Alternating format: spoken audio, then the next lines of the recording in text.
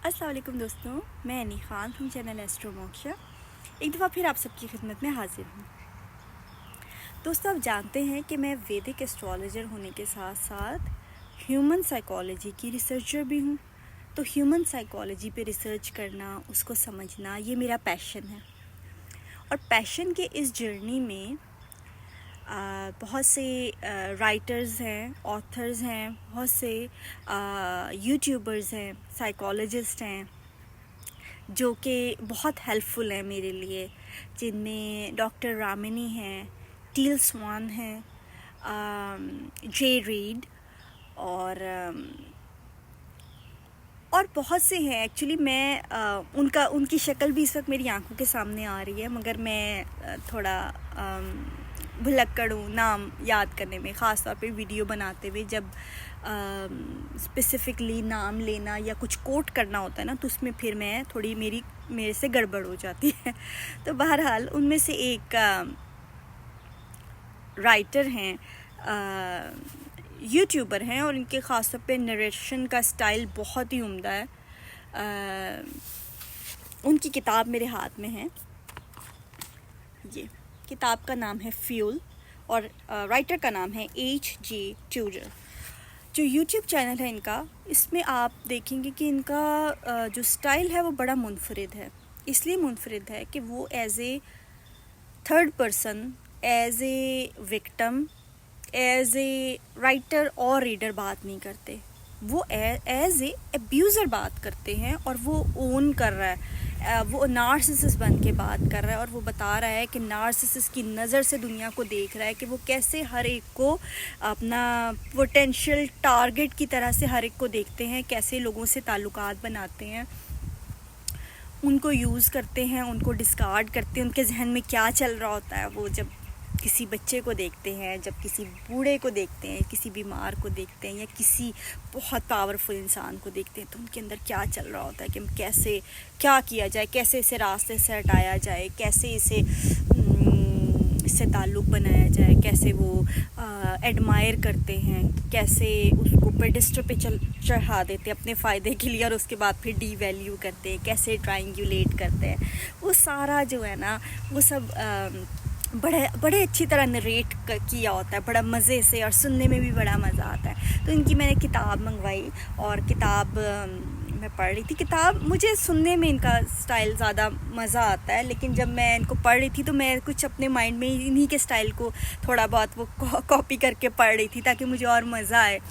और पहले मैंने सोचा आप लोगों से मैं शेयर करूँगी एक पैराग्राफ, लेकिन फिर मैंने ये किया कि किताब में मुख्तलिफ़ जगहों को अंडरलाइन किया, और एक तरह से एक समझ ले पैराग्राफ तैयार किया कि आप लोगों को बात ज़्यादा अच्छी तरह समझ आएगी, क्योंकि एक चीज़ को एक्सप्लेन किया 3-4 पेजेस में तो वीडियो लंबी हो जाएगी, और बात जो है वो शायद उस तरह से मैं ना कर सकूं जैसे मैं चाह रही हूँ। ठीक है, तो थोड़े से हम लोग आज ये एक नई चीज़ करते हैं, और चलिए शुरू करते हैं। चलें जी, शुरू करते हैं। किताब का नाम है fuel. What is fuel? If you regard the word in its sense as a noun, it is a material that is burned to produce heat or power. Expanding on this, one would regard fuel as those materials that store potential energy in forms that can be practicably released and used for work or as heat energy. There are many types of fuel. The oldest and more obvious is wood. After that, fuel became required to power. Wood, peat, and dung were all burned. Coal arrived and was used by the Chinese. But when the British developed the steam engine, coal became more widely used as a power source. Food is fuel. We need it to sustain us as human beings. Fuel is central to humankind's existence. Without fuel, we will starve, become cold, and lose an array of comforts, entertainment, services, and necessities that are all made possible through the provision of fuel. Accordingly, fuel as a noun is central to the world's population. That is its importance. It is central to my kind and me. Without it, we too would not survive. I'm not talking about food, coal, or gasoline. I'm referring to the fuel that the narcissist requires each and every day. It is perhaps even better understood by considering fuel as a verb. To cause a fire to burn more intensely. We need fuel.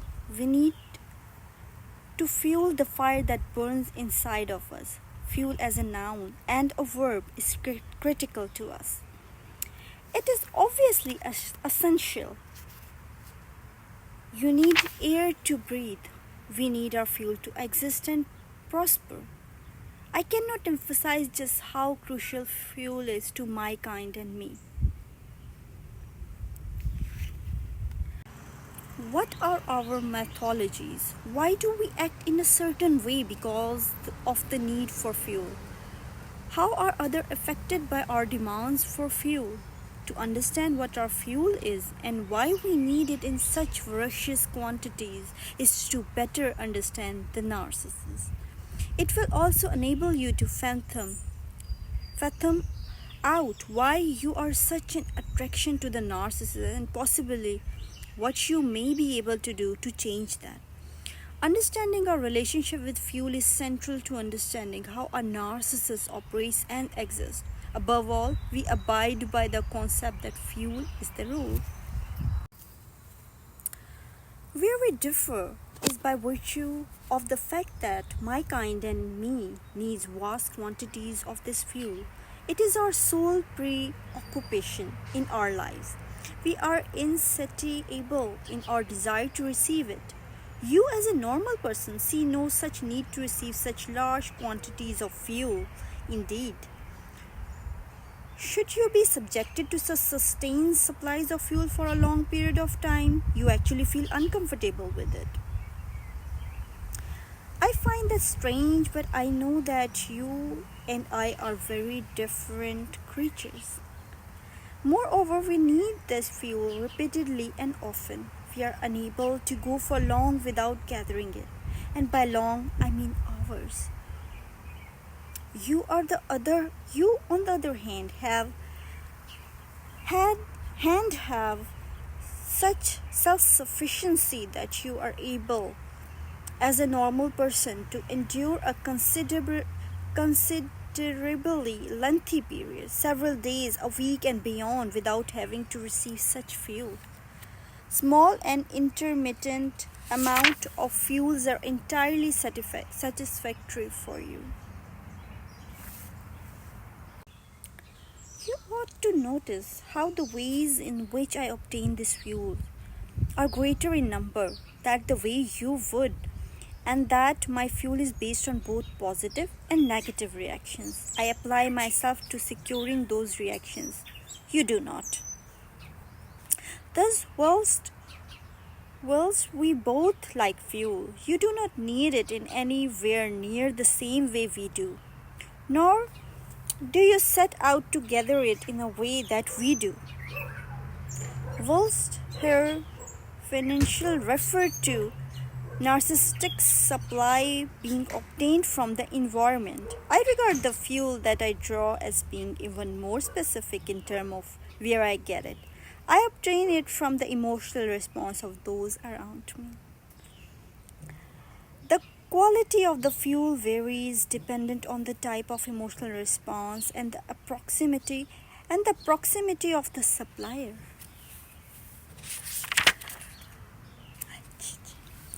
Any kind of emotional response serves to provide us with fuel, from happiness to adoration and from anger to upset, through to delight and frustration. There are some who refer to my kind and me as emotional vampires.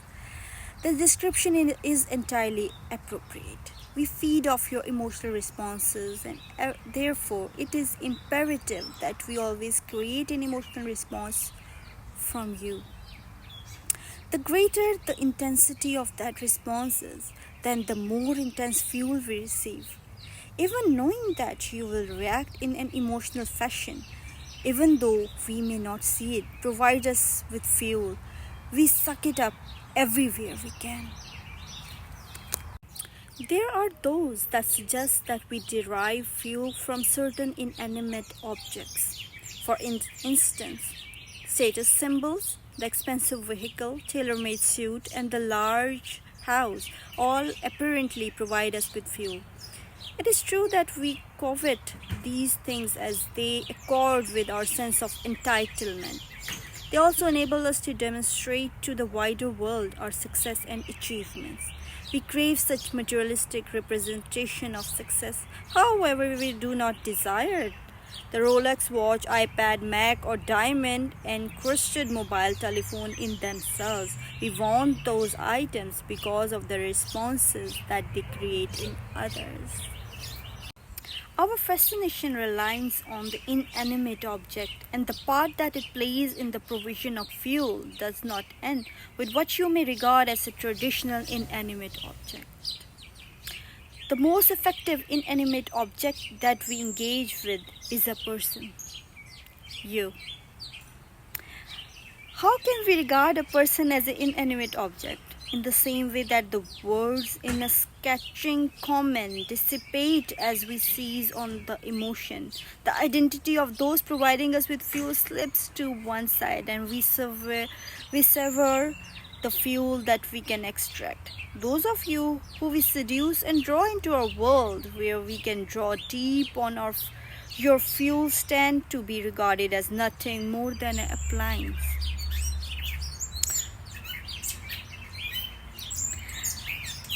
We see no person, we recognize no identity. What we see is a machine that has one purpose and one purpose alone, the provision of fuel for us. We have been selected because we know, you have been selected because we know that you will provide us with the sweetest and most potent fuel.